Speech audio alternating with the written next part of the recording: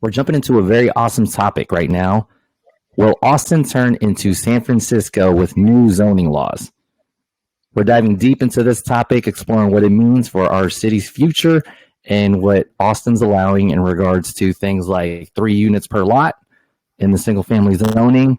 And we're going to unpack all that. We also have a guest, Katie Showell, who also is building places to call home with her company. So what do y'all think about San Francisco, Austin, the new zoning, infill development? Where's the city going? What do you think, Ian? What do I think? Oh, I think I want to hear I want to hear in the comments, obviously. I want to hear what other people think, and then I want to be able to address that. But why don't we start off with Katie's business and what she's trying to focus on to help or prevent that from happening. Yeah, so one thing that I think is interesting is the way you said zoning, because what is going on lately in all the new Home Act is actually not changing zoning at all. It's changing the land use policy, which just means what you can build on the lot. It did affect some zoning limitations, but the zoning changes are actually not the biggest change so far.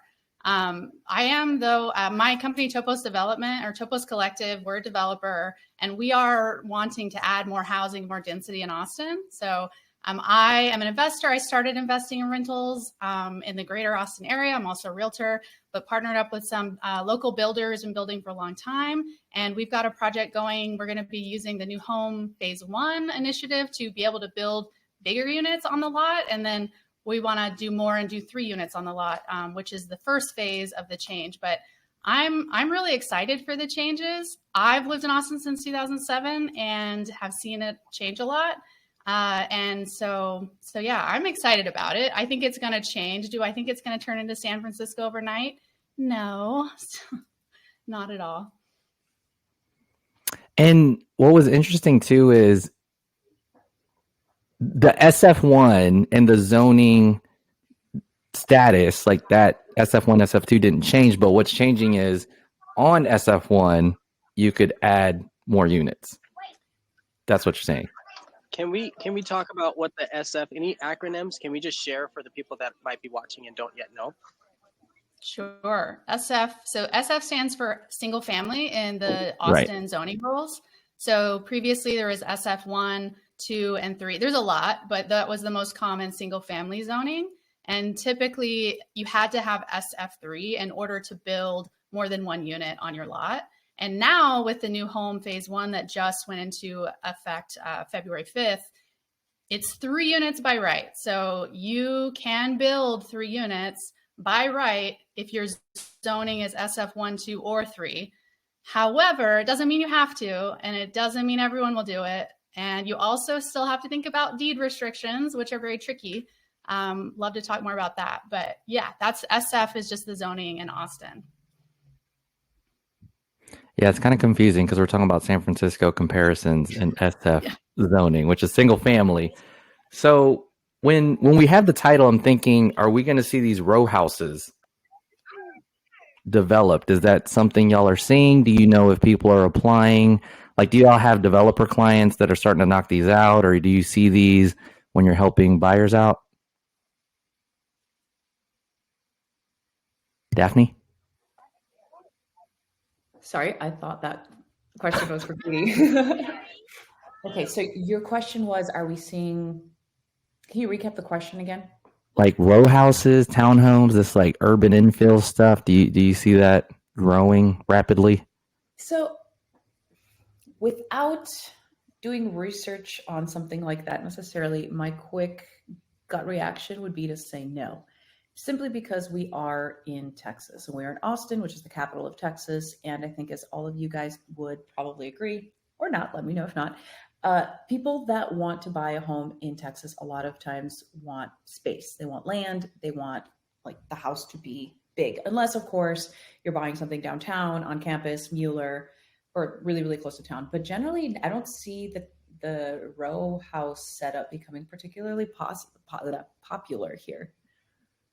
Yeah, I can see that too. It's like, it's going to be interesting because a lot of the developers right now, and I give you context on our project that we have going, before this change, we could have only built, maybe a 2,200 square foot house and an 1,100 square foot ADU. And now with our first draft of architect plans, we're at 2,400 square foot on one and almost 1,500 on another. So that means we've already been able to add square footage just on this one project. So depending on your lot size and layout, with your architect, you can design row houses or a duplex and a single family. It just changes so many options on what you can build.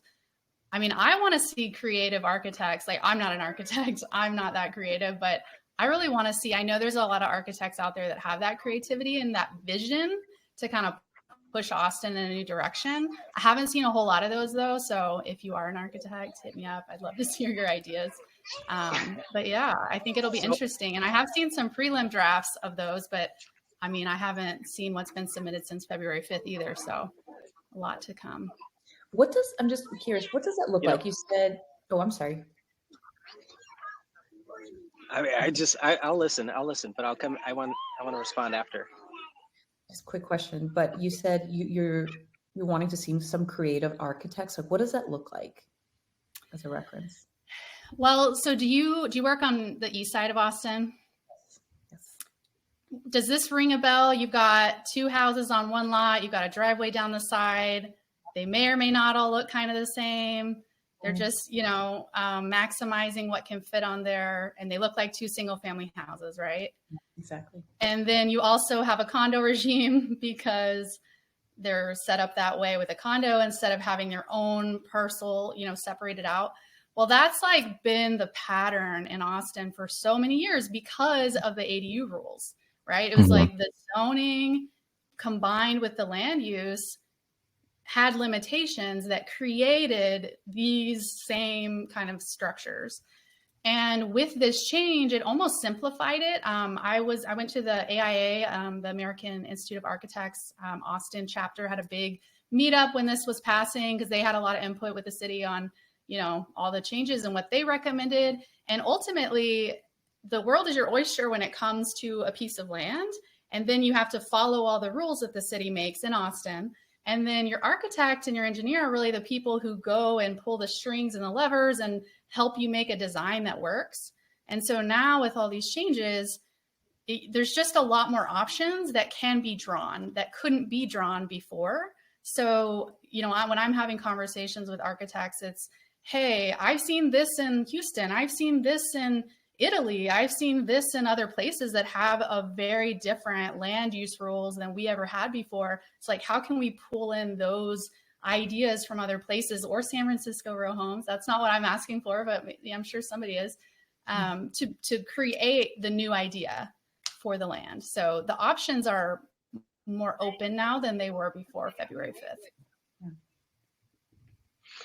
So, what's interesting is you have to think about the people that are building, right? And I'm not talking about you, Katie. I'm talking about people that are, let's say, on the outside looking in. So today I was on a call with someone who wants to find a nice, large commercial setup. But if they find land and they want to develop, then that would work too. And they might do a 2-unit, 5-unit, or 4-unit, 20-unit. They might build something larger. They might take something that exists, tear it down, and put something new. I guess what I'm saying is they're in Miami. They don't know Texas. So to your point, Daphne, they don't know what it's like to be in Texas. That person will never live in Texas. That person's looking at it like, am I going to make money? And how much? Is this going to be a write-off? And how much? Right? They're numbers driven, not emotions or freedom or whatever, variable. They're not driven by the same things. And so the reason why I think San Francisco and Austin are a fun comparison is because you have that tech draw. Mm-hmm. And so a lot of people over the last few years would come here and say, I want to invest. I'm going to buy my primary and I'm going to buy 1, 2, 3, 4 other single family homes. But now they could buy their, if they're still coming back and forth, they can buy their home and maybe put like 4 houses on that same, or not 4 on that same lot, but multiple houses on that same lot, or be a little more creative because they saw it where they're used to living. They're like, oh, I really like this. I really like this Spanish style bungalow compound. And you're like, what? But they can put it in the middle of the city now.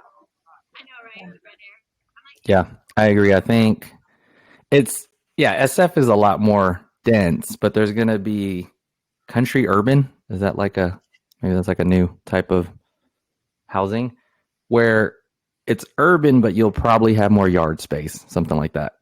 Heard it here first. Country urban. JJ, you better trademark that. That's I really know, you good. better get on that. Well, people do think the first perception of Austin is it's country, and I'm like, it is. That's why you have a yard. That's as country as it gets for me for Central Austin.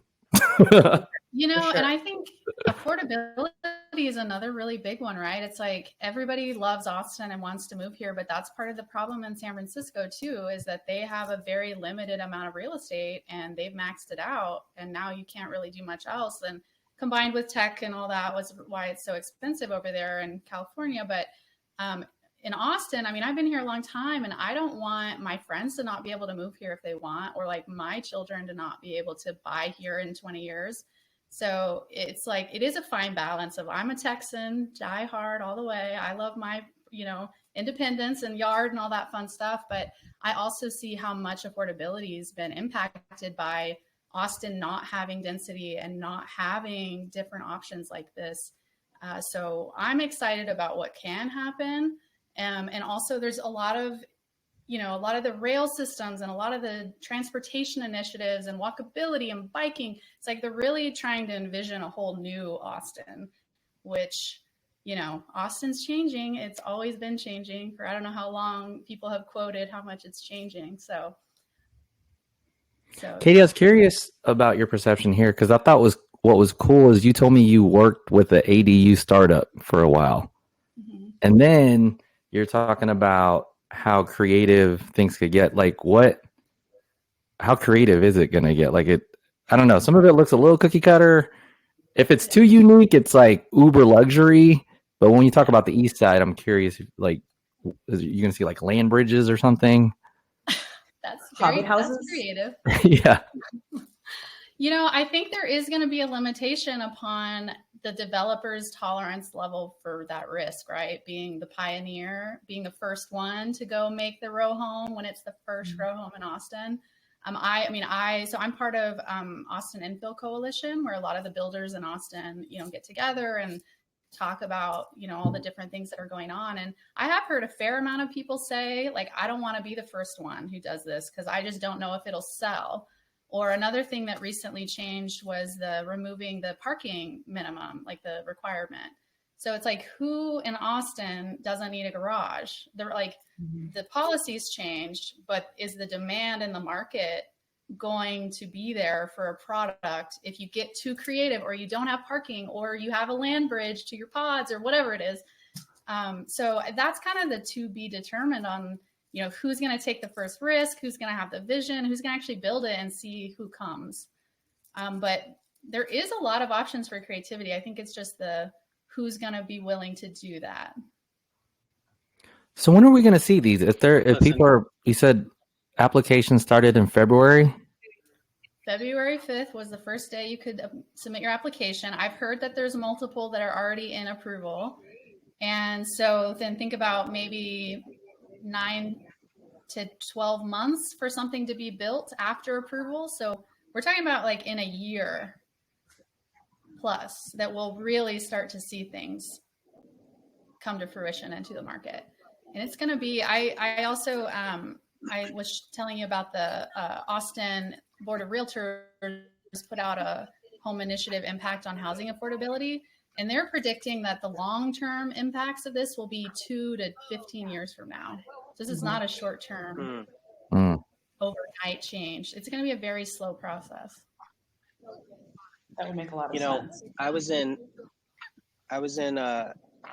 I promise this is a good segue. I was in Terlingua yesterday, a couple days ago, which is a ghost town that sits right in between the two Big Bend state and national parks. Okay. When you talk about creative, you saw a bunch of like smaller, almost tiny home units that were in a community setting. It was so cool. And there were a lot of them that were cropping up. And I could see there's a certain subset of people, we'll call them OG Austinites. Like, we'll call them that. there are certain subset of people in the Austin area, that would love to have this kind of community vibe that's central, that has the walkability, all the things you're talking about, where like-minded people can gather in a space, and they don't need a lot of land space, or they have like a shared community garden and maybe shared showers and stuff like that, which is what this ghost town setup was. It was so interesting to see that play out. Well, but think about it. Like, we've got some of these little hidden coves, and that's kind of a vibe here, but it's just not as pronounced anymore because we've created this density. But now you can go back to having these more creative communities and confined communities within a neighborhood. Totally. Right? So I'm interested to see how in 5, 10, 15 years it'll shift. I have a question about that community. Is that a community that people live in full time, or is that set up for like visitors, motel, Airbnb? So it could be either, right? So imagine as an Airbnb, that could be really solid, but you got to think about, okay, I'm gonna transfer that a little bit to the people that live in Big Bend. Okay, so you've got this big sprawling state park, hundreds of miles across, but then there's like this neighborhood that are for all the workers, and it almost feels like the same thing, where it's a bunch of little smaller houses, because they don't want to go anywhere. They don't need to go anywhere. They live there. Everything that they need is there. If they have to drive to, a Walmart, it's 4 hours away. They don't have a use case for leaving. So they are permanent residents, where so many others are, maybe we'll call them timeshare, or we'll call them vacationers or Airbnbers. So I see both. I really do. And I think it just depends on the personality. And so I guess that would go back to the questions for you in the comments. If you're watching this, do you have any desire for a place like that? Like, I know if I had a camper somewhere on the coast, I'd be fine, right? On the coast of Costa Rica, but on the coast somewhere. If I had a place where I could go and just chill, I'd probably spend a lot of time there until gradually I am always there, or mostly there. But that's many years, but I could see that becoming a thing, especially in a place like Austin, right? I truly love it here, right? We're all here because we like the vibe, we like what it was, and maybe what it will become. So the next question I would have is, what do you think this is going to do to traffic if we start increasing the density in some of these neighborhoods? How do you think that's going to impact traffic in y'all's neighborhoods? Terribly. It's terrible. I mean, if you just keep adding more people into Central, it's going to be a hot mess. Yeah, and one philosophy is, if you build communities that have walkable restaurants and grocery stores and coffee shops, that you don't need to drive. So I think it's super important for the long term. And I know it's part of, there's a lot of efforts recently with the city of Austin moving this forward, and there will be rezoning coming up. But I think it's important that all factors are included so that we can build more dense communities like Domains or Mueller's, or, there's one coming to South and East Austin. It's like, that's great, because there's too much centralized. We got to keep the traffic from everyone having to cross town 2 times a day. I have a theory on that the office buildings are going to turn into those spaces. Oh, I'd love that. That'd be incredible. Imagine if you did have a little, a bunch of pods, and then you had your airwalk bridge that goes over to this little elevated office space that's with a, like sitting on top, and you've got kind of the view of the skyline, and then you can come back to your little individual. Listen, I'm talking Mars colony here. It's weird, but I could see it. Have you seen the drawings for the East Austin airport community? I think it's called Green something. It looks about like how you're describing, please. So you might check it out. Really? Do you know what it's called? Well, and so I'll see if I can find it. It's not Velocity. Velocity is southeast. Well, it's along 130, so yeah, southeast. It might be that one that I'm thinking of. If so, I haven't seen any updates to it. Did you know? Did you guys hear about the Leander Springs project? You remember that? Yes. What portion of it? Yeah. Not it was the this lagoon. Beautiful. Well, yeah, Leander Lagoon, Leander Springs. Okay. Like, they had come up with different names and stuff. but they were bringing this man-made beach like they did to one of those communities in Houston, where it's like living in Hawaii, essentially, where you just have this huge little restaurants and maybe some housing along there. Canceled. Yeah. Canceled.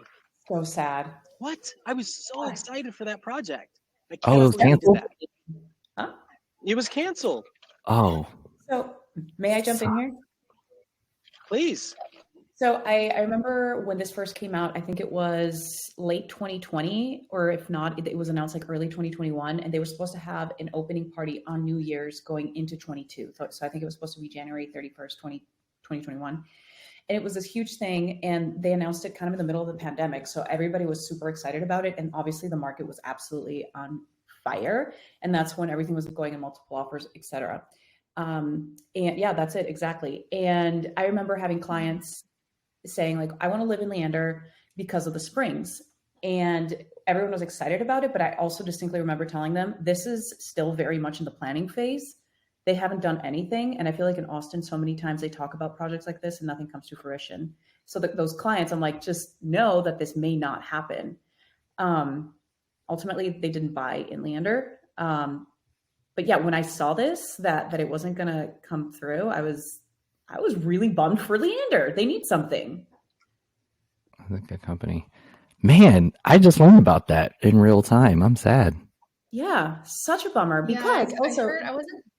No, go for it. I'm done. I'm just rambling. Oh, go for it. You go for it. Look at this, dude. Well, I was just going to say, I didn't know if it was water or I couldn't remember if it was water or financials or what.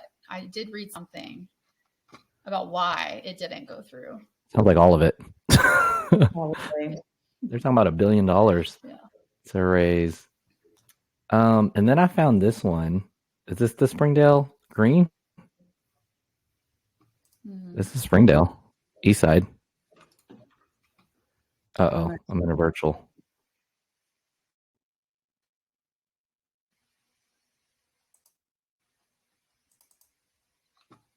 Is this one you're talking about, Katie? No. Here, I'll share the one I think it is. It's just a rendering. I saw a better the other day. But, let's see. Side note, while you're looking for that, there is a community in Dallas, just outside of Dallas, that has one of these huge like clear water ponds in the middle of the community. And that's a really huge attraction in the development. I think it's about an acre big. It's like a man-made pond. So, I mean, it's possible. It's just resources need to be planned better. So this is the Bass Drop. This is the rendering that I saw. There is a big futuristic rendering. I'll try to find it and send it to you after. But it's basically they've already planned a lot of things to go in it. But I've even heard one described as like Vegas-like resort and airport, like private airport, and sounds like too much of a pitch for me, but I love it. Yeah, it's pretty interesting that they're there. That they're doing it in Bastrop when that's not very far from the existing international airport, right? Like, what do you think the play is there? Is it exclusively for movie stars and Boring Company employees? Like, is that the plan? Yeah, I think private jet community for sure. I mean, the Austin airport's not very big right now. They're expanding it, but I was going to say it's going to take. I think it was 2030 when they'll have the next 20 gates or something added. That is not new. Yeah. I know. So we're going to have more people, less walkability until we catch up, bad irrigation, and no airports. It's fun. All right. Well, let's talk about a positive. Yeah. I mean, but y'all see the. Why? Hold on. That is positive. You know why? Think about how many jobs that creates. Yeah. Right? I know it might affect affordability for a little while, but that's why these changes are relevant right now, because you have this population that's already here and still coming. So how do we increase their ability to afford to live here so that we can continue to develop our economy? So I think that's good that we have that pressure Because if there's no pressure, you get no diamonds, right? That's right. It's true. It's like a necessity at this point. So now it's just about trying to keep up. You know, and you were talking about community shared spaces, and like one concept we were playing around with is like, can you build like a duplex almost in an L shape with a single family and then have like a community shared space in the middle? But then, you know, that requires 3 different households working together to either maintain the common shared area or have like-minded intent. So it can be tricky when you like. This makes me think of how have either of you, JJ or Daphne? I know you have, Katie, but JJ or Daphne, have you ever had a client or yourselves argue over a fence line and whose responsibility it is to replace a fence? I feel like if you take it's like suburban war. It's like that boundary line, like inches. If we can't get past the fence, then this is going to be one heck of a circumstantial scenario. But you know what could be really cool? Like, let's say you individual go buy the lot and you build it, and then you rent it out, and you basically facilitate your own living situation and your own community.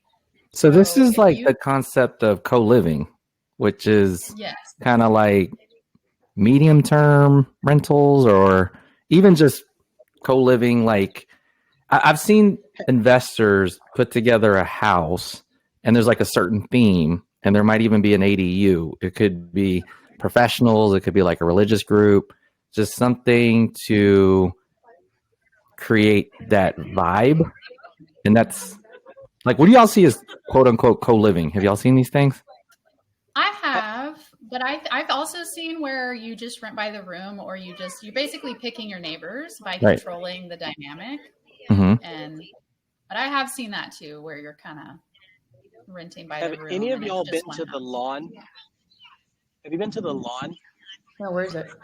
South Congress, further south than just downtown. It's by the Meteor. So the lawn, or almost like, you should look that up, but almost any kind of food truck park. But the reason why I brought that one up specifically is because instead of it being a food truck park, it's a bunch of like little shops. Mm-hmm. Like one of them is an old trolley that was converted into a jewelry shop, a custom jewelry shop. It's so cool.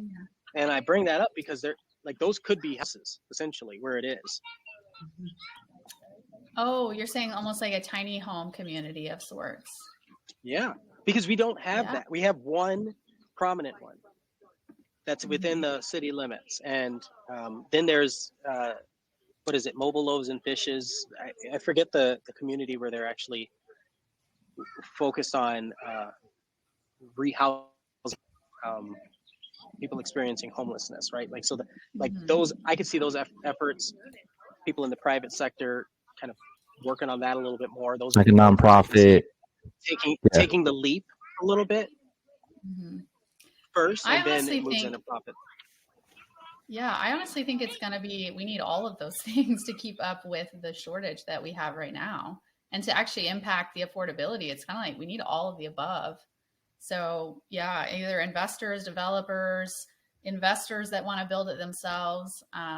I also find that it's hard to find resources on what's possible. I mean, I have spent months and months going to events and meetups and hearing professionals talk. I mean, I know everyday people don't have time to go to all of these different places to find the information. So I think it's hard for the everyday homeowner to really understand what their options are. So I know that's one thing I'm trying to do, is get more information out there on like what really could, like, dumb it down a little bit of like, what's a simplified answer to what is possible for you and where to find the information about it.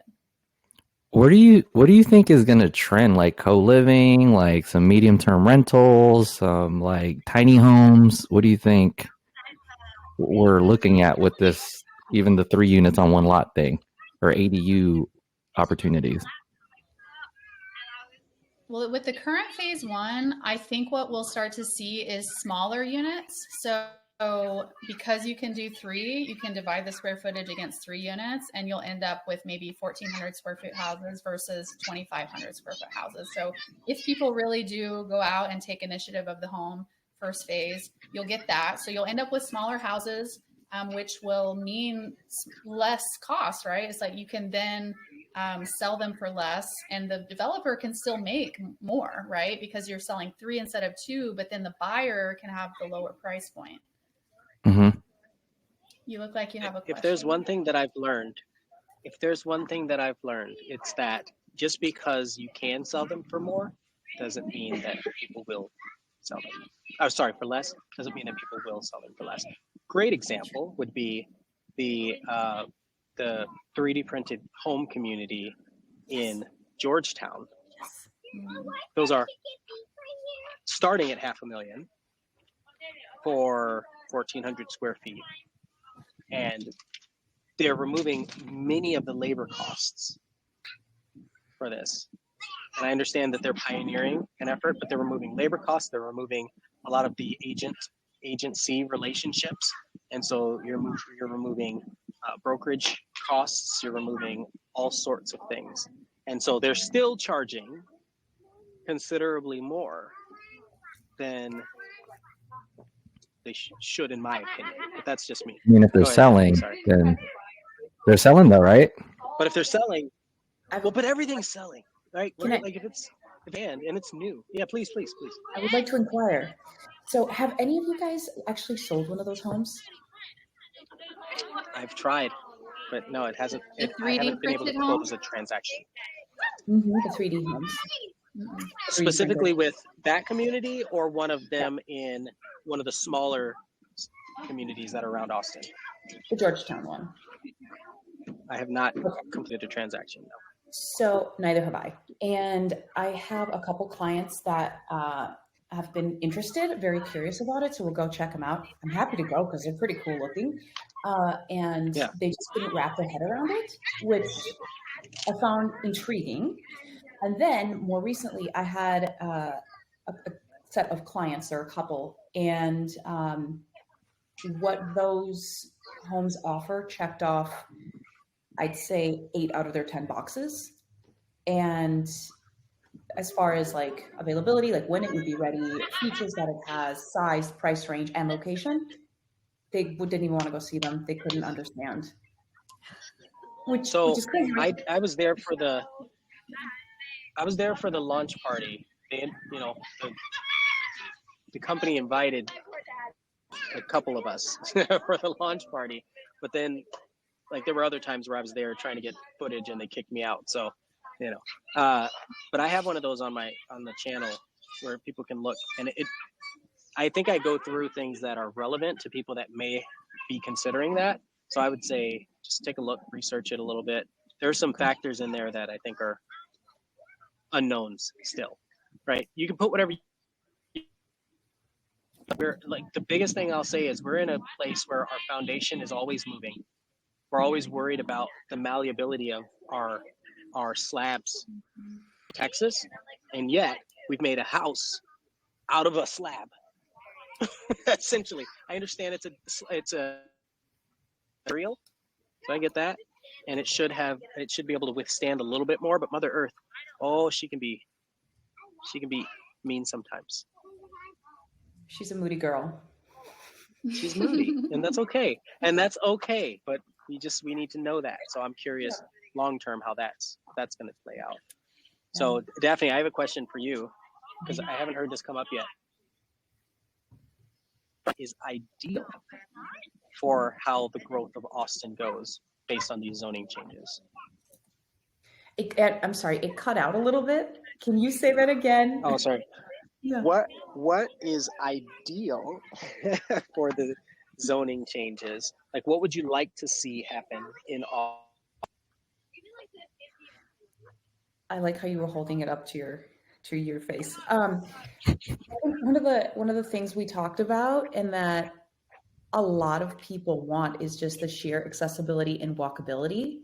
Mm-hmm. I think I work with so many people that relocate from out of state, as I'm sure you guys do. And a lot of times people will look at Austin on the map and think, oh, I work downtown and Round Rock's right here. It should be a quick drive. It should be like a 5-10 minute drive. They don't really realize until they get here how much land mass there is between point A and B.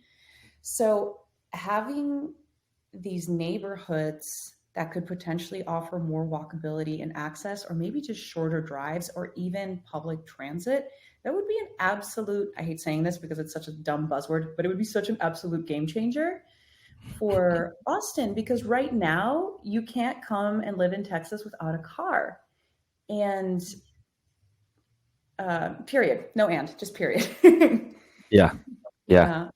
So I don't know. That would be part of my fantasy is having communities that are more walkable, where you don't have to drive 25 minutes just to go to the park. Yeah. So I'm gonna drop a small little political nugget in there without trying to be political. Sure. You can't drive a lot of places without a car in a state that is oil dependent. I don't even know if that's as much political. That is just factual. Oh, everything's political. Well, but Okay, why sure. is it factual? We're gonna make everything political, guys. That's all I'm going to say about that. Economical. How about economical? That's it. Yeah. The economics shows that we got fuel to burn. But I agree with Daphne. I lived in a high rise in Austin, in downtown Austin, for 12 years, from like 08 and 12 years from there. And it was the dream. Like, I live in Pflugerville now, and people are like, how's Pflugerville? And I'm like, the kids love it. Meaning, I miss my walkability. I don't like driving as much as I liked walking. So I'm really into, even if it's smaller, like little tiny homes or little 2-bed, 2-bath, I think is going to get eaten up. I just don't know the pricing. When I talk to developers, Katie, I'm figuring out how people are doing this. They're like, I don't want to build the small unit because I got to figure out my dollar per square foot for the build and figure out my return. But I don't want to be that first, like small home seller. But I think the young professionals got money. Last I heard, there's like 35,000 millionaires here. Yeah. So I think, and growing is what I hear. Yeah, they'll like the little 2-bed, 2-bath maybe. Yeah. But I don't know. I don't know who these people are. I don't know if they're all in Westlake. Isn't a large part of that also based on investment holdings, not just like liquid cash? I think it's probably net stock, worth. Right? Yeah. It's hard to count someone's cash, but I think net worth is countable. Maybe. I don't even know how they get these stats, honestly. But yeah. Yeah. Well, I'm going to share this. This was part of that Austin Board of Realtors. Their economist is awesome. They just put out this report in April about what's in phase 2, which is they're trying to decrease the minimum lot size. So phase 1 was just making 3 units an option. Phase 2 is to reduce the size of the lot. And Austin has the highest minimum lot size of all cities in Texas. And it also, I can show this chart in a minute, but it also has the highest cost, like medium home price. So there's definitely a correlation with lot size and home price, but this is showing their projected potential, right? This is all a projection of the decline in square footage of the home based on the decline in lot size and the price. So think about it right now today, you either have an ADU, which is just a 2-2, and I personally wouldn't want a 2-2. I want a 3-2. So you can either get the ADU or you can go get the bigger house, which is going to be $1 million plus in a central area. So now let's say you have 3 1,200 square foot houses that maybe are $750, but 1,400 square feet or 1,200 square feet is better for me than 1,100 square feet, which is what the ADU rules were before. So it's going to give us more of this like middle size, and hopefully more of the middle size than what we had before. Before we had small and as big as you could go based on what could fit. And hopefully now we'll end up with more of the middle sizes, which will then in theory be maybe more of what the younger incoming people want, and as well as more affordable than that $1 million and up unit that was available before. So yeah, the lot size I think will be an important impact, but it's all going to be about whether or not this goes through and then what gets built after. It's not going to be a quick overnight process. Yeah, it's interesting to think compared to San Francisco. Yeah, let me at some point in the future. Yeah, I wonder, I don't know what San Francisco's minimum lot size is, but it's got to be tiny compared to Austin. Austin is 5750 right now, which is quite large and very outdated for it being the growing, dense urban community that it's becoming. Quick note on that. I don't know what the minimum limit is in San Francisco, but we were there last September. And as I go through neighborhoods, we travel a lot. And as I go through neighborhoods, I always pull up realtor.com to see what's around us immediately. And Right. I pulled up this one house that we thought was a deal. I'm using air quotes. And the house was like 2,800 square feet. And I showed my boyfriend, I think it was like $1.2 million, and it needed everything. It was falling apart. So I showed it to my boyfriend. I was like, oh, look at this. This is a deal for the area. And he goes, oh, wow, that's huge. It's 3,400 square feet. And I said, no, that's the lot size. The house is 2,800 square feet. So obviously much, much tighter. And that's without knowing anything really. So just a little side story. That sounds really tight. Yeah. Yeah, but that's a huge home size, like square footage for the home for that price. It was like a 3-story. Yeah. Okay. Ooh, cool. So it's like you get a smaller lot, you can put more units on the existing lots. You'll have more supply, right? The whole issue is supply and demand. And then the supply has been limited by the rules that we've had. So, it's simple economics, but my whole hope is that in 10 years from now, what the price of homes in Austin would have been without these changes will be lower than that, right? It's like, I don't think prices are going down. I just hope that they don't keep rising at the same rate that they have been, because it's gotten pretty out of control the last couple of years. Mm-hmm.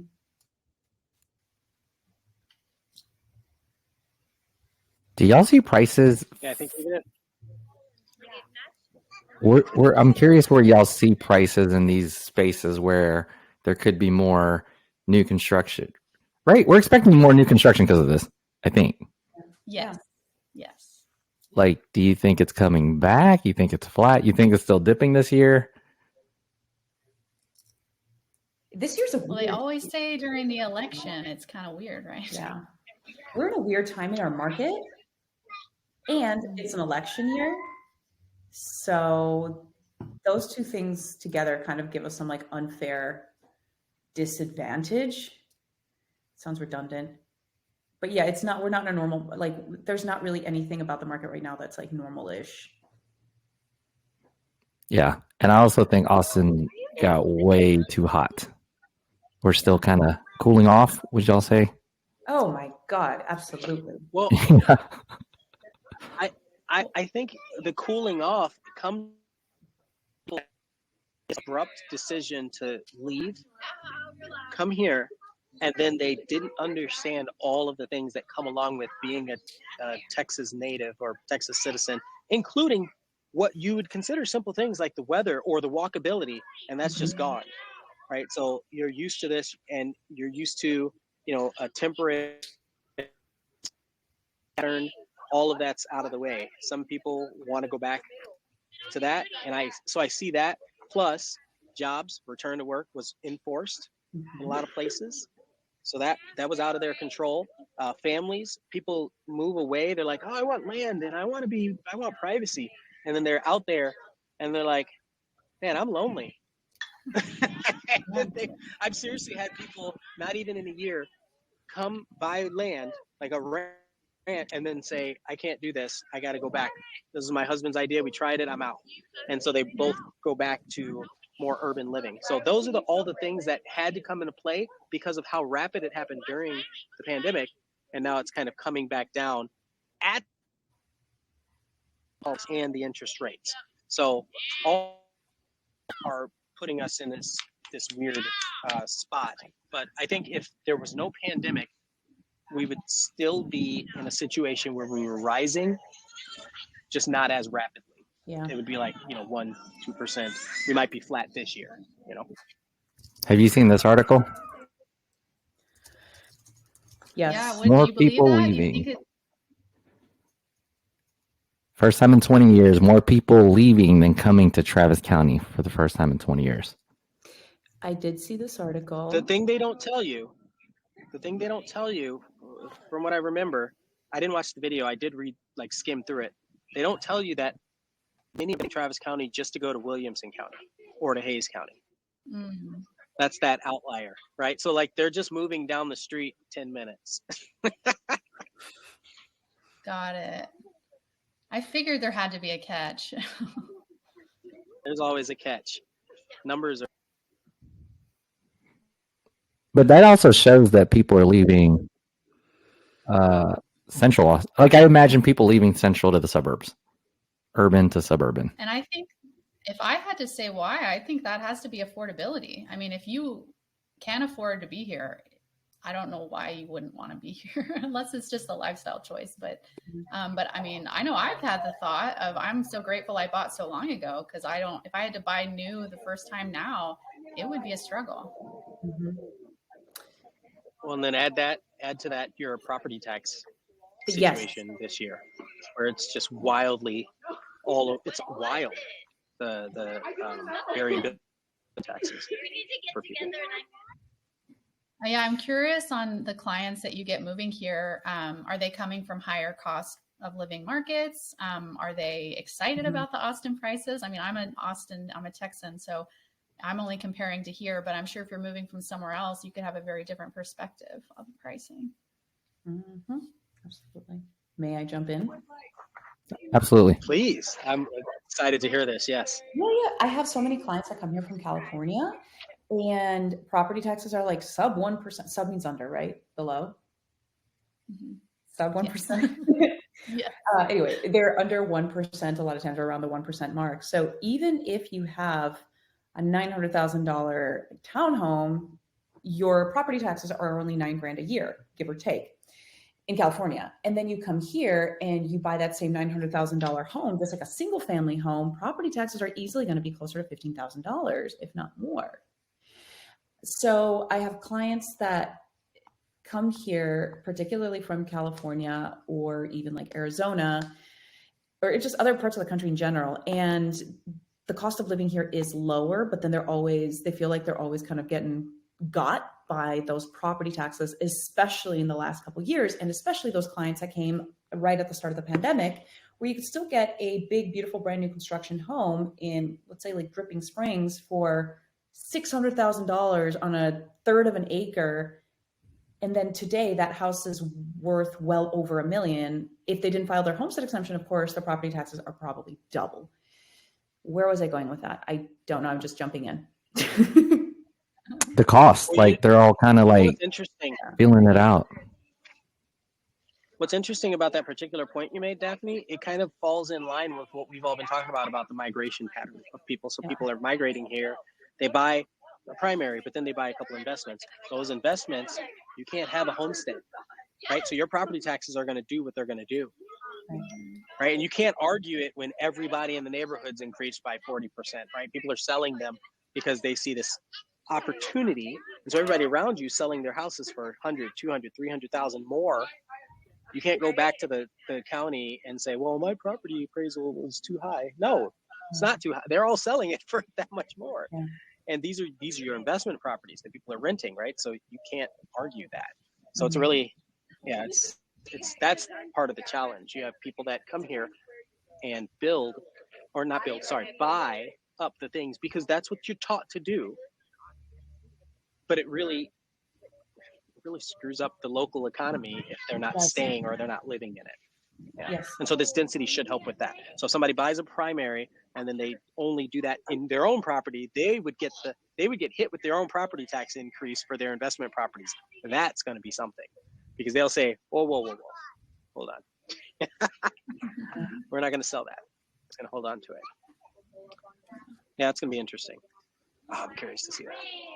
Yeah. Speaking of the market, Katie, are you seeing a lot of development opportunities, like sellers that are willing to sell, and then developers that are figuring out if the new square footage product is going to work? You think it's a good economy for that? Development by definition is speculative, right? So, day one, when February 5th happens, it's like now our pro forma where we're crunching the numbers is we're doing the different square footages. We're trying to project what we're going to build. And then we're trying to put, sell values to that to see, does it make sense?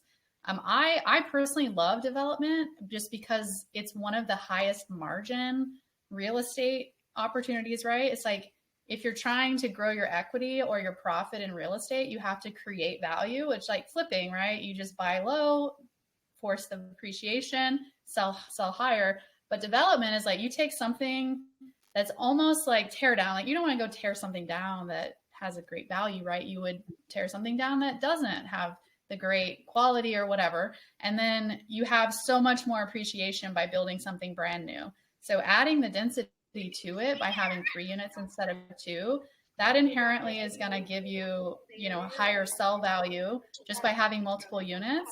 And so you have to run the numbers and see if the margins make sense. But I think build to rent is a great opportunity for people if they're willing to get their hands dirty and hire a builder and go. I mean, it's a very extensive process. But we at our company, we take investor capital partners to invest very passively in our projects. So I love that for people. If you're comparing between, if you've decided you're getting your hands dirty on a rental anymore and you're thinking about syndications, I think, investing in development projects with local builders is a great opportunity. Are you syndicating? Let me make sure I heard this correctly. Oh, yeah. So let me make sure I heard this correctly, Katie. So if Daphne, JJ, and I wanted to go in on a project together, and it was to build this cool community for whatever purpose we all strategically align with, you would be willing to help us develop that, and we would put that all together and then turn that over for long-term gains. And we would all win. Our clients would win, or tenants, or however. That'd be really cool. Yeah, all right, yeah, Daphne, JJ, absolutely. we're in. Let's go. Yeah.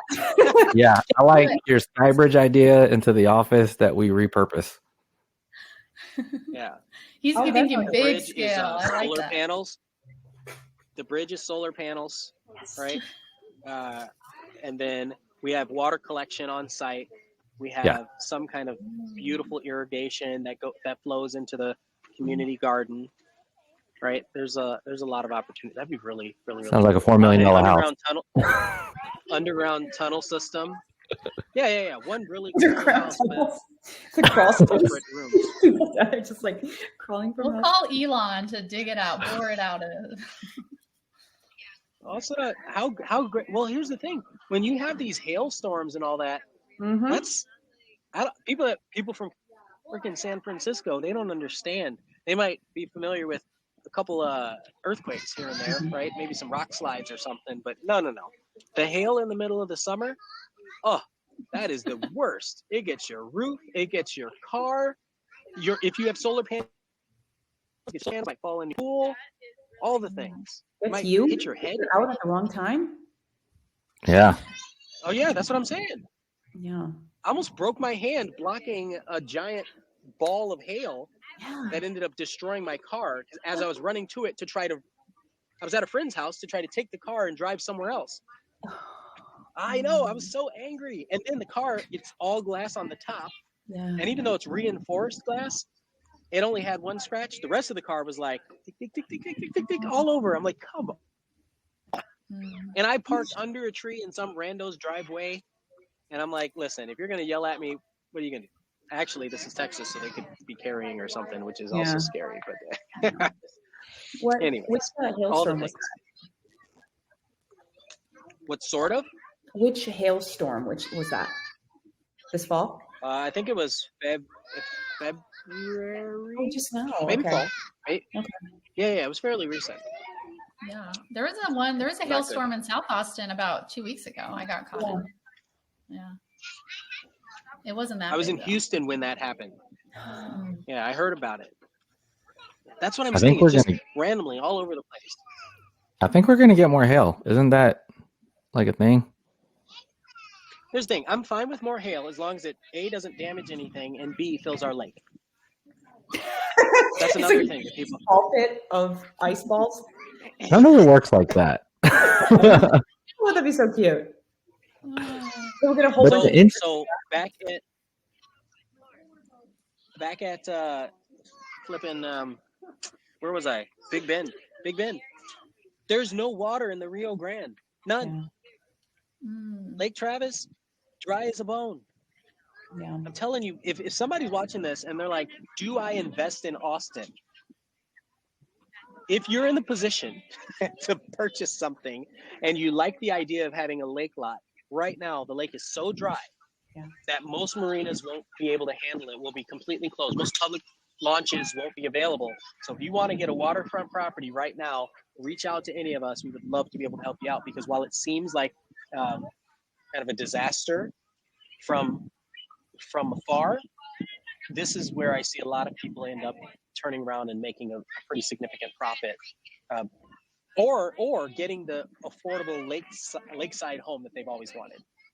Anyway, that's a tangent. I agree with you. I drove by the lake yesterday and I thought the same thing. Like, there's islands in the middle of the lake with like full grown trees coming out of them and high grass, and you could see the water line where it used to live. You wanna have Katie help develop a pop-up food truck park on the island in the middle of the lake? Yes. Yes. It's a risky place to get some food, but it might be fun. I know, but that's the thing. That's the demand. You only have like 6 months to hurry up and like capitalize on it. So people will pay thousands of dollars for a taco, an experience on the island. Sometimes island. It's like a pop-up island, like Halloween, like Spirit of the Drought Island. Yeah. It's here every 4 or 5 years. All right. Do you do any development around the lake, Katie? No, not yet. We're pretty central in Austin right now. 4578745, and aiming for 787-0204-21. So we're focused on those kind of growth bands right now. 042145. Yeah. Did you skip out 04? So we're 04. Yeah. 04. Okay. She led with 04, man. She didn't lead with it. She was second. I'm bad with juggling numbers in my head. Central. Right, we're just because of time. I want to viewers time, and so can we go around the room, Katie being last, or JJ being last, and kind of talk about what you're feeling about this episode, the California, or the San Francisco Austin thing, zoning, just any commentary that you want to share with our viewers as we start to depart. Daphne? Sure. I think it's going to be really interesting to see what happens. I've heard so many different ideas of what home buyers want, and I've had several clients reach out to me. Every year I have at least 2 or 3 people that are like, I want a tiny home. And then once they realize what's involved, they never follow through, and there's not a lot of options.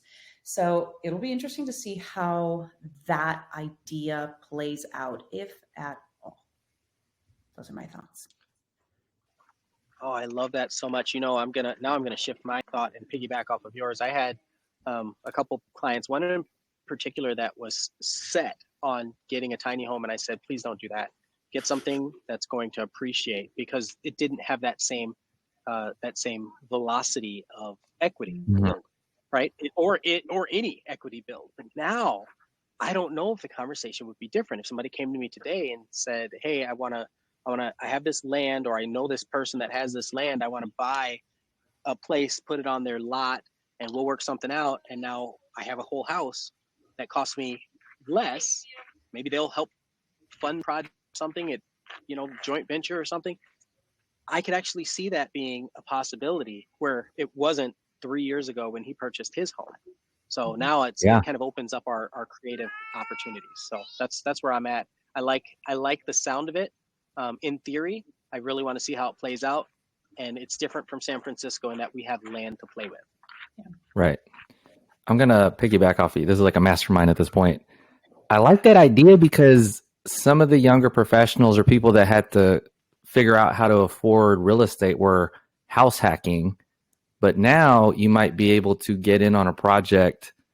Kind of, we're talking about like crowdfunding, like I'll get this little house, you get this piece, and they get to have their own, pieces of real estate still on one lot. It's like development hacking or ADU hacking. of sorts. It's still house hacking. So it's like an updated version for what's happening nowadays. Anything else, Katie, you want to close out with? I think everybody here knows that I'm very passionate about this and the future of Austin. I mean, I'm excited to help shape the future of Austin, and it's changing whether we like it or not. So I think it's important to have, like you said, the Austinite vibes and the desire to like have your community grow. So that's what I'm doing. I'm really excited about it. I also know all this information is hard to understand and come by. So I want to offer realtors too. It's like, I know you have your client relationships. And I totally respect that. If you need help, like doing due diligence on whether a property makes sense or finding where to find information, I'm happy to help. Definitely reach out. That's, what we're doing in the development realm. And so happy to help there. But ultimately, yeah, I'm excited for what's to come. It's going to be slow, but like my goal is I'd love to build myself out of a job one day to where houses are affordable and we don't need as much density. So that's my plan. I'll be here. Let me know if anybody's interested in building something for themselves or investing in a project or any of that. Come find me. Awesome. Appreciate y'all tuning in. Until next time. And thanks, Katie, for coming in.